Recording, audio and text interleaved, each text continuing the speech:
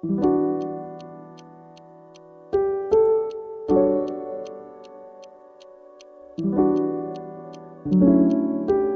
back to the Deep Dive. It is Sunday, February 8th, 2026. And if you've been anywhere near a financial news feed or honestly just scrolling through your timeline this week, you know that the ground beneath our feet just shifted. It really did. And I don't mean a little tremor, I mean a tectonic shift. It was one of those weeks, sometimes you live through history without realizing it, and then sometimes you see a headline and you just think, okay, the world is different now. This was definitely the second kind.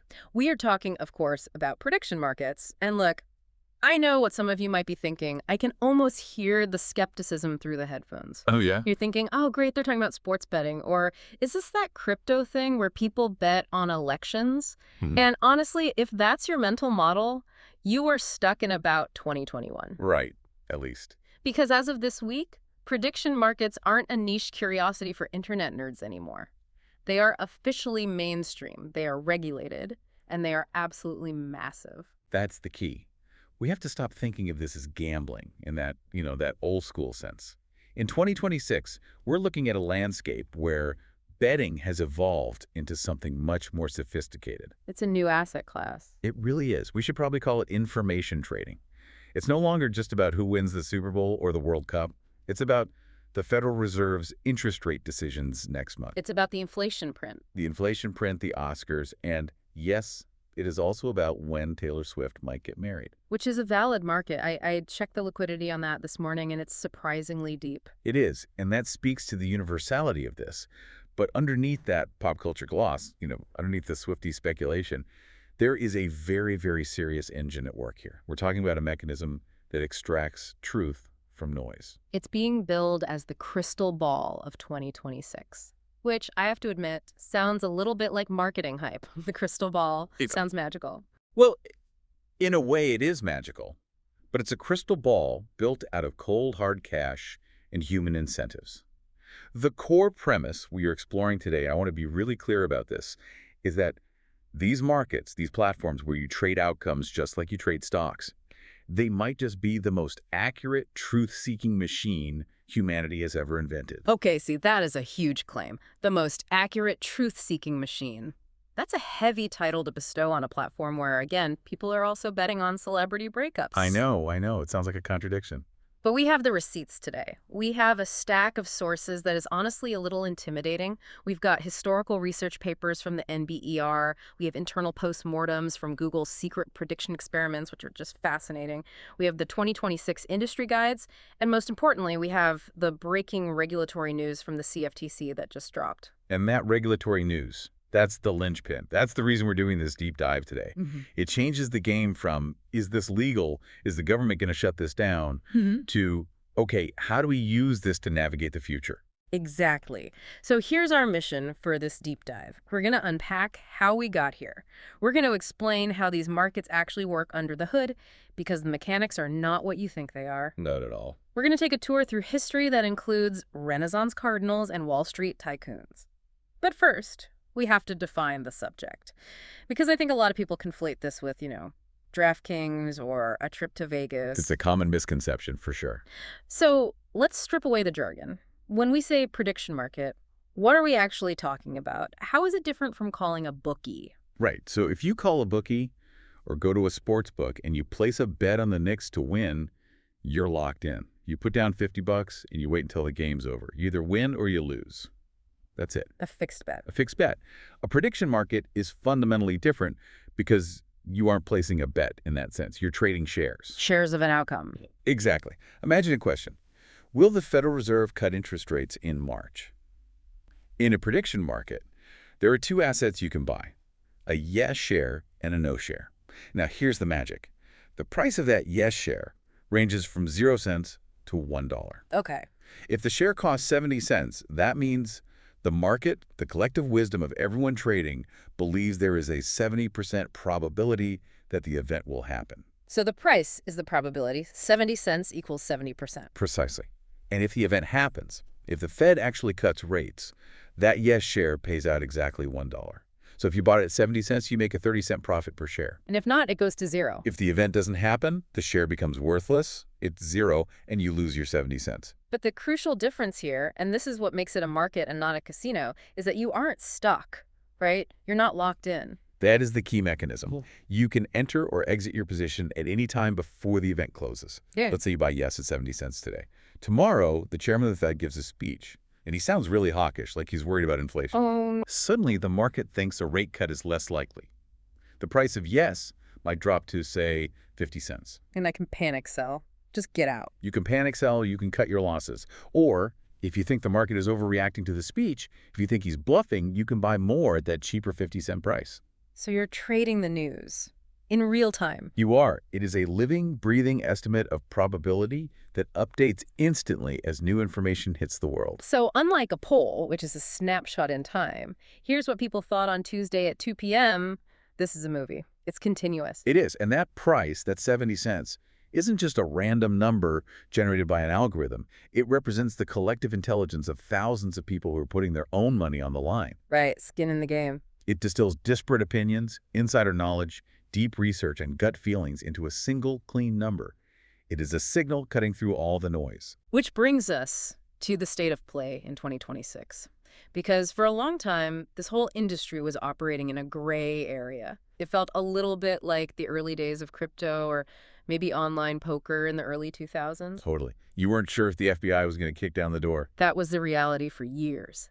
But this week, specifically February 4th, 2026, the clouds just parted. A bolt from the blue. Let's talk about this ruling. The U.S. Commodity Futures Trading Commission, CFTC, they officially withdrew their proposal to ban political production markets. This was a massive reversal, wasn't it? It was a complete 180.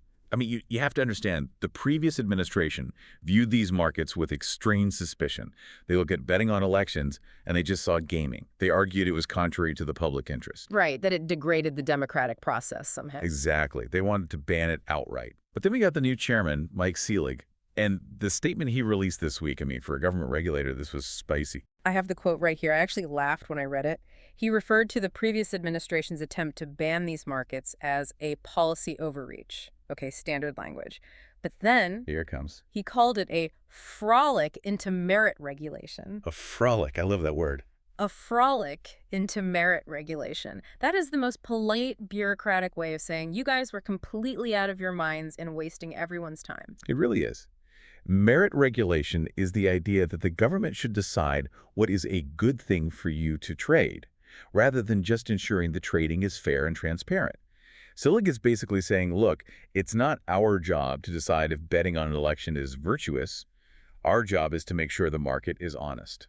So practically speaking, what does this mean for the companies, the platforms where we actually do this trading? What does this mean for a Kalshi or a Polymarket? It means the green light is on. The existential fear that was hanging over the entire industry, it's just gone. These platforms are now operating with full legal clarity in the United States. It legitimized the entire asset class, literally overnight. And if you look at the valuations, the venture capitalists clearly see what's happening. Let's look at the titans of 2026. Because the landscape has really stratified. It feels like you have two main approaches, right? You have the suit and tie approach, and then you have the hoodie approach. That is a perfect way to describe it. In the suit and tie corner, you have Kalshi. Kalshi.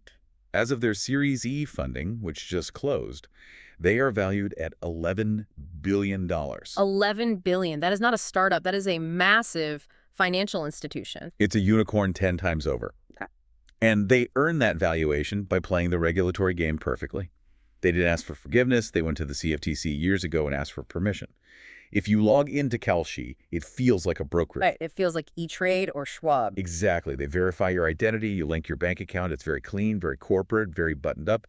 And their markets reflect that, right? They aren't really focused on the wild internet stuff.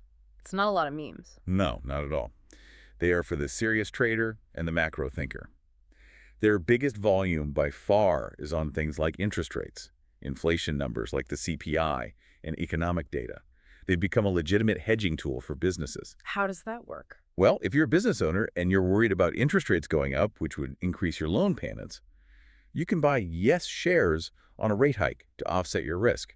It's a financial instrument. They also have that feature 0 DTE, 0 days to expiration. Yes, 0 days to expiration. That comes straight from the options world. These are contracts on events happening today. Will the S&P 500 close above 5,000 today? Will oil finish the day above $80 a barrel? That seems intense. It allows for very high velocity trading. It's addictive, frankly, but it's where a lot of the volume is. Okay, so that's Kalshi, the establishment choice. Then in the other corner, wearing the hoodie, we have Polymarket. Polymarket, valued at $9 billion, so not far behind. They are the crypto-native giant. They're built on the Polygon blockchain. They use USDC, a stablecoin, for all their betting. And the vibe there is different. Completely different. If Kalshi is a boardroom, Polymarket is a trading floor mixed with Twitter. It's high energy, it's global, it's chaotic, sometimes messy. But the volume is huge. They have the highest trading volume in the world because they are global. They cover everything. Pop culture, geopolitical conflicts, really niche internet drama. If two YouTubers are feuding, there's probably a Polymarket market on it. And for a long time, Americans couldn't officially use it, right? You had to use a VPN or find a workaround. Technically, yes. Yeah.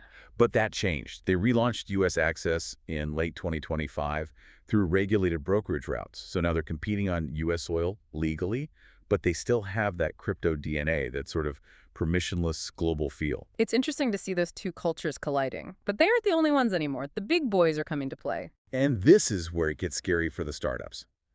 Interactive brokers. I mean, we are talking about one of the most sophisticated trading platforms for professional investors. They launched a subsidiary called ForecastX. So now if I'm a hedge fund manager, I don't have to open a separate account at Kalshi and wire money over. I can just do it from my main terminal. Exactly. It's institutional grade. The liquidity is being piped right into the heart of Wall Street. But maybe the biggest disruption for the average person is FanDuel.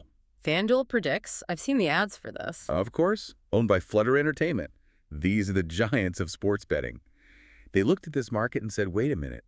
We already have millions of users who love to bet. Why are we letting them leave our app to bet on the election? It makes total sense. If I'm already betting on the Chiefs game, why not put $50 on who wins the Oscars? It's the same behavior. They're available in 18 states right now, and they're taking this concept of information trading and putting it right next to the parlay on the Knicks game.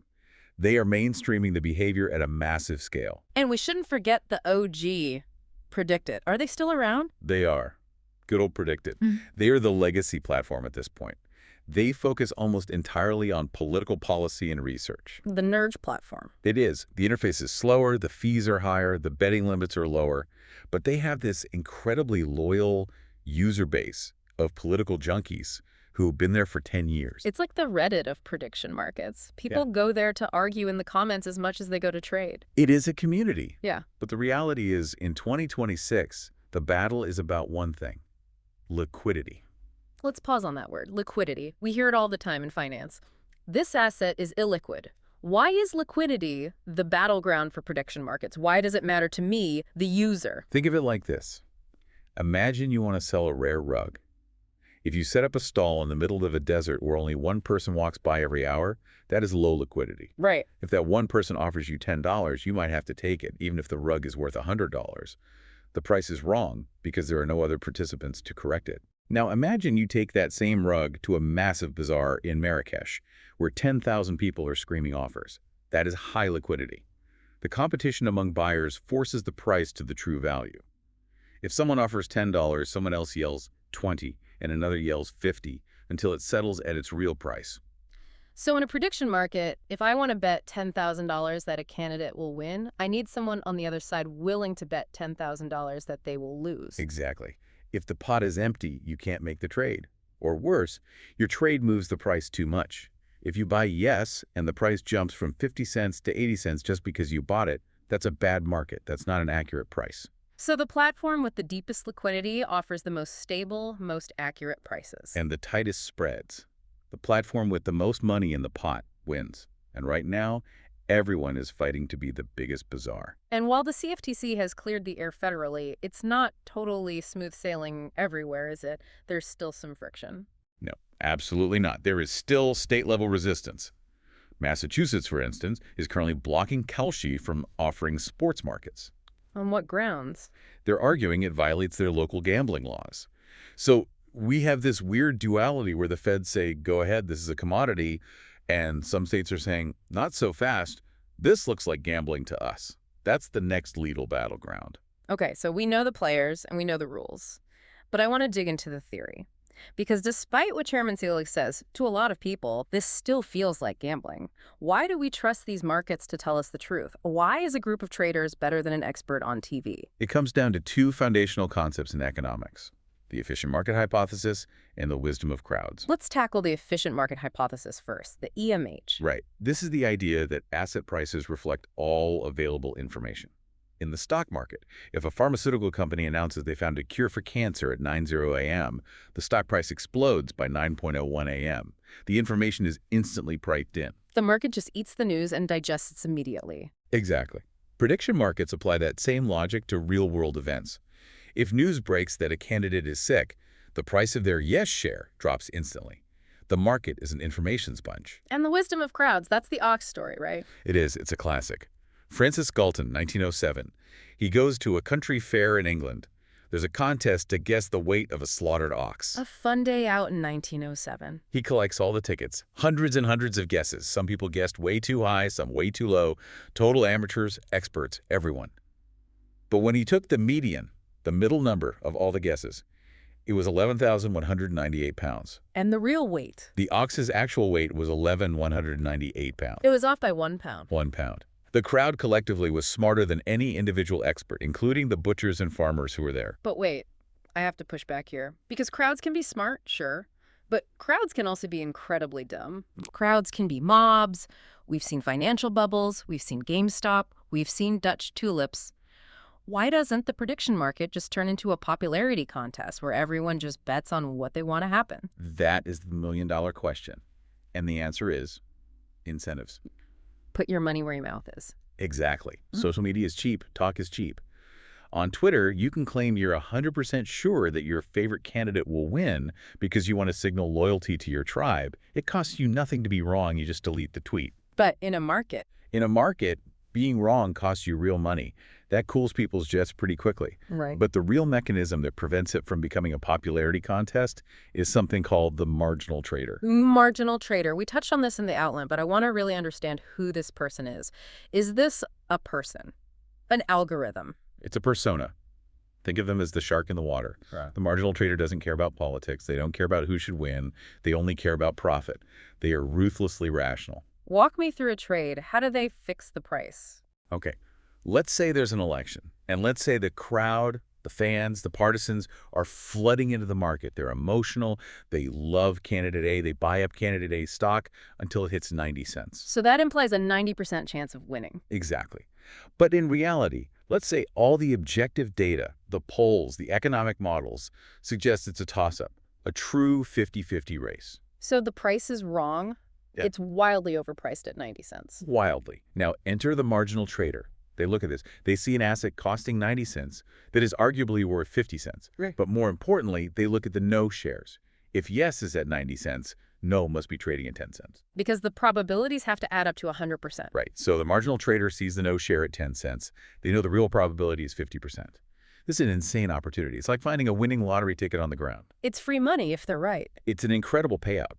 If they bet $1,000 on no and they win, that $1,000 becomes $10,000. It's a 10x return. So the payout is massive because the crowd is so wrong. Yes. The market is paying you to be right. So the marginal trader doesn't just bet a little bit, they bet heavily. They back up the truck, they buy so much no that they drive its price up from 10 cents to 20 to 30, and they force the yes price down from 90. They punish the emotional crowd for being wrong. They are effectively paid to correct the market's errors. They're the market's immune system. They are the immune system. And the more emotional and wrong the crowd is, the more profitable it is for the shark to come in and eat their lunch. We saw this dynamic play out in the most dramatic way possible during the 2024 election. I think for a lot of people, that was the red pill moment for prediction markets. Oh, the 2024 case study will be taught in economics classes for decades. Yeah. Think back to October 2024. The narrative in the mainstream press was dead heat. Too close to call. I remember the headlines. Race is within the margin of error. The polls were hedging. They were terrified of being wrong again after 2016 and 2020, so they all kind of herded together around 50-50. Mhm. But if you looked at Polymarket in early October, it was Mhm. telling a completely different story. What was it saying? It showed Donald Trump pulling away. It had him at 70-30 odds to win, 70 cents on the dollar. And people were furious. I remember the articles claiming the market was rigged. They said it was a Trump pump orchestrated by crypto whales. They did. Huh? They claimed it was manipulation. It didn't fit the narrative, so it had to be wrong. But what happened on Election Day? The market was right. The market was right. The polls were hedging. The market was decisive. Why, though? Why did the market see what the pollsters missed? Well, a few reasons. One, the market understands the difference between vote share and win probability. A candidate can be 70% likely to win the election, even if they're only predicted to win the popular vote by 1%. The market was pricing in the Electoral College advantage much more aggressively than the pundits were. Yeah, makes sense. But also, it was picking up on softer data. Enthusiasm gaps, rally sizes, things that don't show up in a simple phone poll. There was another moment in that cycle that was even more visceral, though. The Biden debate. Oh, the red line going down moment. That was unbelievable to watch live. Set the scene for us. Okay, so it's debate night. Before the debate starts, the market odds of Biden dropping out of the race were relatively low, hovering between, say, 10% and 30%. The market knew his age was a concern, but it assumed the party would stick with the incumbent. The base case was that he would run. Right. And then the debate starts. He walks out. He starts speaking. And you could watch the chart on Polymarket. It was like watching a heart monitor flatline. In real time, as he stumbled over words, as his voice wavered, the price of Biden drops out, just skyrocketed. Reacted instantly. Before the pundits could even write their tweets, before the op-eds were drafted, before the focus groups could turn their little dials, the market saw the visual data, his appearance, his voice, and thousands of traders around the world simultaneously said, he's done, sell. It didn't wait for permission. It didn't wait for the spin room to tell it what to think. That is the power of the market. It doesn't care about the narrative. It doesn't care about feelings. It just cares about the outcome. I want to pivot slightly here because we mentioned Polymarket and crypto whales. Yeah. There's a technical aspect to these platforms, specifically the Web3 ones, that I think scares some people, but you argue is actually a safety feature, self-custody. It sounds like jargon, but it's really important. If you use a platform like Polymarket or a crypto wallet like Bitchit, you have self-custody. Meaning what, exactly? Meaning you hold your own money. Mhm. Your funds are not sitting in a bank account owned by the CEO of the betting company. They're in a wallet that only you control. So we don't have an FTX situation where the CEO can just take the money and buy a penthouse in the Bahamas. Exactly. Yeah. That risk is eliminated. You hold your private keys, you interact directly with the blockchain through smart contracts, and the payout is automated. This is the trustless part. How does the code know who won the election or the game? It uses something called an oracle, which is a trusted, independent source of truth like the Associated Press, or a consensus of multiple independent reporters. If the oracle reports Trump won, the smart contract executes. It automatically moves the money from the loser's wallets to the winner's wallets. And no human can stop it. No human at the company can stop it. No bookie can refuse to pay you because they don't have the cash. The code is the law. It removes the counterparty risk. That is actually a huge upgrade from the old days of guys taking bets in back alleys. Speaking of which, I want to go back, way back, because we talk about this like it's some futuristic cyberpunk technology, but betting on the future is ancient. It is. Humans have always been obsessed with the future, and where there is uncertainty, there's a wager. Let's go to the Renaissance, 1503, Rome. Well, the Vatican, betting on the Pope is a thing, a real thing. It was a huge thing. By 1503, betting on the papal successor was already described in contemporary texts as an old practice. It was already established. I just love the mental image. You have the cardinals locked in the Sistine Chapel, praying for divine guidance from the Holy Spirit. And just outside, you've got bankers and merchants taking odds. It was incredibly sophisticated. Take the conclave of 1549. This is a messy one. It dragged on for months and months. The cardinals couldn't decide. And the Roman merchants were, and this is a direct quote, very well informed about the vote counts inside the chapel. The whole point of a conclave is that it's secret. They're locked in. The cardinals' attendants, they were called conclavists. They were the inside men. They were sneaking messages out, leaking the vote counts to the bankers who were financing them. That is insider trading 101, literally centuries ago. It was rampant. and the market was efficient. At one point in 1549, the deadlock was so bad that the market odds were 10-1 that the conclave would never elect a pope. Wait, you could bet on no pope. You could bet on gridlock. You could bet on no pope. The see will remain vacant. That is incredible. I'll put 10 ducats on eternal gridlock, please. Eventually, the church had enough. In March 1591, Pope Gregory XIV issued a ban, a papal bull. He banned betting on the pope, betting on the length of the papal reign, and betting on the creation of new cardinals. And the penalty? Was it a fine? Jail time? Excommunication. Wow. Yeah. High stakes. You lose your bet and you lose your immortal soul. That's how much they hated it. It exposed the raw politics behind what was supposed to be a divine process. Fast forward a few centuries to the U.S. and Britain, 18th and 19th century. We think of our elections today as being obsessed with polls. But back then, they didn't have Gallup, they had odds. That's right. In 18th century England, there was a common phrase, bet or be silent. Bet or be silent. I feel like we need to bring that back. It would certainly clean up social media. It was a culture of accountability. If you had an opinion, you had to back it up with a wager. And this migrated to the U.S. The golden age of U.S. election betting was roughly from the 1860s to the 1910s. How big are we talking? Is this just the guys in bars? No, this was Wall Street. This was institutional. Take the election of 1844, Clay versus Polk. Okay. In New York City alone, $6 million was wagered on that election. $6 million in $1844. Yes. If you adjust for inflation and the size of the economy, that is equivalent to over $138 million today, just in New York, on one election. That is staggering. By 1916, Wilson versus Hughes, the Wall Street betting peaked at $10 million, which is approximately $200 million today. The New York Times and the Washington Post reported the betting odds every single day, right next to the stock quotes. So it was treated as just another financial data point. Ford is up, steel is down, and Wilson is trading at 60 cents. Exactly. There were betting commissioners on Wall Street whose entire job was to facilitate these massive pools. It happened at the curb exchanges and in high-end hotels like the Waldorf Astoria and the Hoffman House. It was a gentleman's activity. So what killed it? Why did we have this 100-year dark age where this just disappeared? It was so integrated into the culture. It was a perfect storm of three things. First, the rise of scientific polling. Gallup and Roper arrived in the 1930s. And polling felt more scientific, more modern. It did. It provided data without the moral stigma of gambling. Second, you had a wave of anti-gambling laws. The government cracked down on bucket shops and tax evasion associated with these unregulated pools. And the third factor. A distraction. Yeah. A better product, you could say.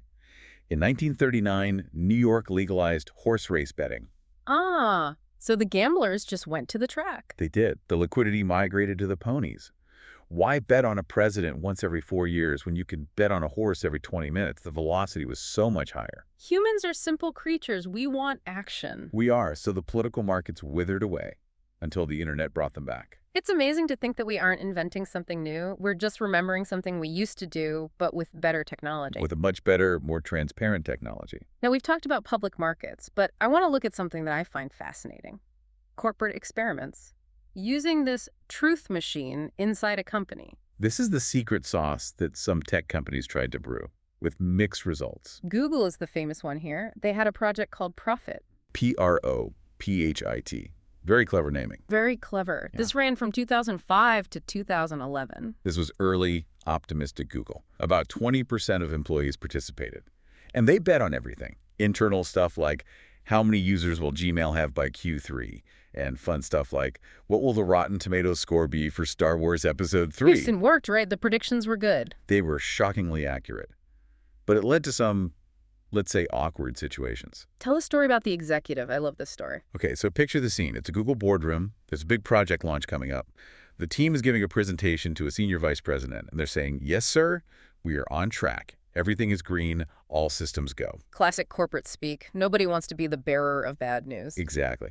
But there was a profit prediction market running on the launch date, and the market, which is being traded by the engineers actually writing the code, gave the on-time launch date a very low probability, like near zero. So the engineers were nodding to the boss in the meeting, but betting against him with their own money. Precisely.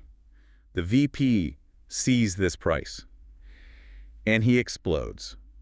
He was quoted in the internal postmortem saying he was outraged by the lack of brown-nosing at the company. Lack of brown nosing. That is the beauty of the market. It doesn't care about your feelings. It doesn't care about your promotion. It just wants the truth. But here's the kicker.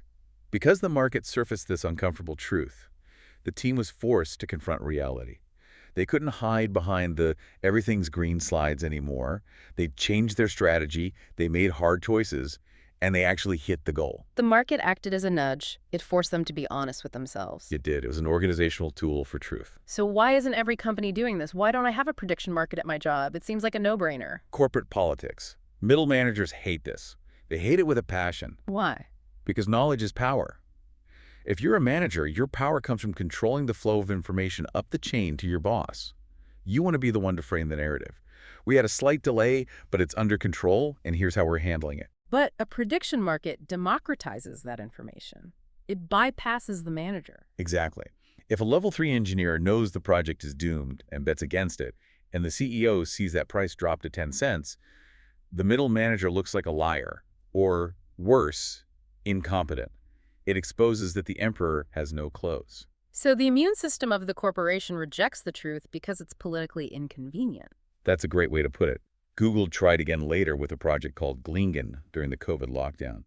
But it failed for another more subtle reason. They asked the wrong questions. This was the AI failure. Right, this was in the run-up to the LLM explosion. They ran a market on large language models. But they asked very technical internal questions. How many parameters will our LaMDA model have? What will its score be on this specific academic benchmark? They were focused on their own product specs, navel-gazing. They missed the strategic threat entirely. They didn't ask, will Microsoft integrate LLMs into Outlook before us? They didn't ask, will OpenAI release a chatbot that goes viral and captures the public imagination? They got the right answers to the wrong questions. And that is the limitation. A market is only as good as the question you ask it. It can't tell you about your blind spots. It can't tell you what you're ignoring. That brings us to academia. Because if there's any place that should care about truth, it's science. But we have a source here, Robin Hanson, who argues that academia is actually just a mutual admiration society. Robin Hanson is the godfather of this field. And he is brutal about academia. He says grants are given based on prestige, not results. Peer review is just a clique of academics patting each other on the back and controlling the narrative. So what's his solution? How do you fix science with markets? Idea futures. How does that work? It sounds very abstract. He wants to create markets on historical prestige. Imagine we create a market today on how scientists and their theories will be ranked in 100 years. Okay, so I'm betting on whether future historians will think you are a genius or a fraud. Exactly. We assume that over a long enough time horizon, the truth will shake out. We know now that Einstein was right and that the phrenology guys were wrong. Time is a great filter for truth. Right. So if Harvard hires a professor today and the market immediately says this guy's work is trendy now, but it's going to be laughed at in a century, his stock price crashes now. It brings the judgment of the future into the present. It creates accountability today for your long-term impact. It forces a long-term view. It creates an incentive for durable truth that outlives the current academic fads. Has anyone tried to implement this? There was a group that built a market predicting which scientific papers would replicate, trying to address the reproducibility crisis. They wanted to see if the experiments published in big journals actually worked. What did the market say? The markets were incredibly accurate. They could spot the junk science and the flashy but flawed studies immediately. But the journals? They refused to use it. They wouldn't even look at the data. Why not? Because they don't want to know. Their business model is based on the prestige of publishing the splashy paper today. They don't necessarily want to know that it's going to be debunked in 5 years. The truth is often inconvenient for the business model. It seems like we keep hitting this wall. The market offers a tool for truth, and human institutions, corporations, academia say, no thanks, we prefer the comfortable lie. It is a recurring theme. The truth can be very threatening to established power structures. Speaking of uncomfortable truths, we have to talk about the dark side. Because if you can bet on anything, you can bet on anything. And there are some things we probably shouldn't be betting on. We call these arson markets. It's the classic ethical dilemma. The LA wildfires example. Yeah. Polymarket had a market on how many acres will burn in the LA wildfires. And critics immediately, and I think rightly, pointed out the moral hazard. Right. If I bet $1 million that 100,000 acres will burn, I suddenly have $1 million incentive to go buy a box of matches and start a fire to make my bet pay out. Exactly. You are potentially incentivizing destruction. And it gets darker. Assassination markets. Betting on when a world leader will die or leave office. Which takes us right back to the Pope in 1591. It's the same problem. It is. It's the same ethical dilemma. If you can bet on the date of a leader's death, are you creating a crowdfunding platform for assassins? It's a very real concern. It's terrifying. How do proponents defend this? What is the counter-argument? The counterargument is usually twofold. One, that the betting limits are too low to incentivize a professional hit. You can't put $1 billion on it. And two, they argue that the information value outweighs the risk. Knowing the probability of a leader's death is extremely valuable for global stability, for businesses, for governments to plan. It feels cold, though. It feels dystopian. It is cold. It's pure utilitarianism. It's a numbers game. But the optics are terrible, and it's the biggest vulnerability the industry has from a PR perspective. What about when the markets just flat out fail? We've talked about 2024 being a huge success, but 2016, Brexit and Trump, the markets missed those badly. They did. They failed hard. Why? If they're the truth machine, why did they break down? Because of the echo chamber effect. You have to look at who was trading on these markets back in 2016. It wasn't a diverse crowd. It was mostly educated, urban, tech-savvy people. People who couldn't imagine a world where Brexit happened or Trump won. Exactly. They were anchoring to the polls, which were also wrong, and they were anchoring to each other. They reinforced their own biases. The wisdom of crowds only works if the crowd is genuinely diverse.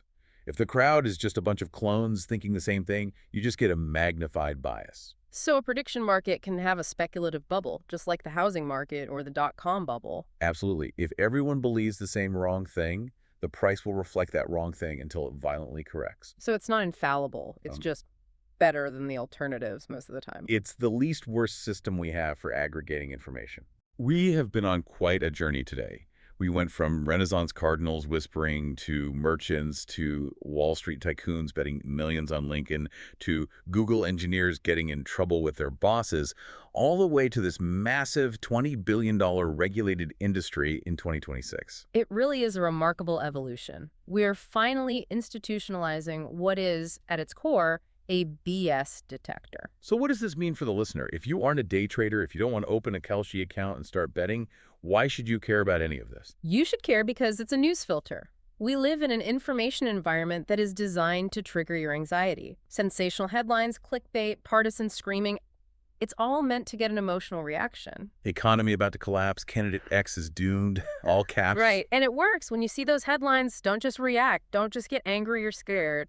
Take a breath and check the market odds. Treat it as a sanity check. Exactly. If the headline says the sky is falling, but the people who are putting their own money on the line say the chance of rain is 5%, maybe trust the money. It forces you to think in probabilities, not certainties. And that, I think, just calms you down and helps you make better decisions. It puts a price on the future. It does. And that leads us to the final, somewhat provocative thought I want to leave everyone with. Let's hear it.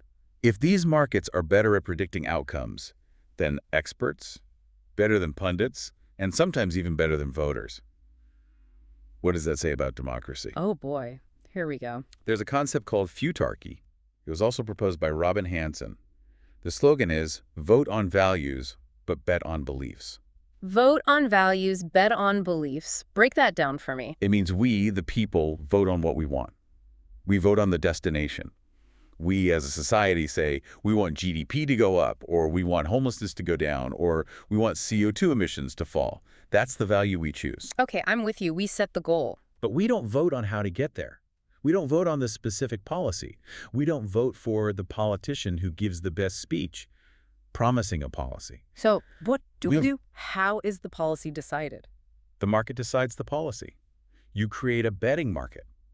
If we pass policy A, what will the GDP be in 5 years? And another market. If we pass policy B, what will the GDP be?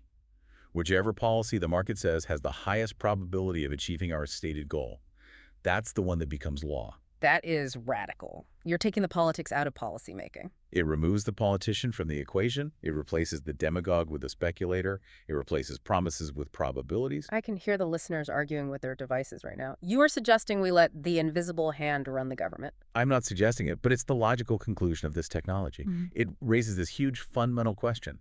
Are we ready to let the invisible hand of the market guide not just our portfolios, but our governments and our scientific truths? Mhm. Are we ready to trust the truth machine with our actual lives? Or is the human element, the messy, irrational political element, actually the point of democracy? That's the question. That is a massive question to mull over as you check the odds on the next election. Indeed. That's it for this week's Deep Dive. We will see you next time. Keep diving deep.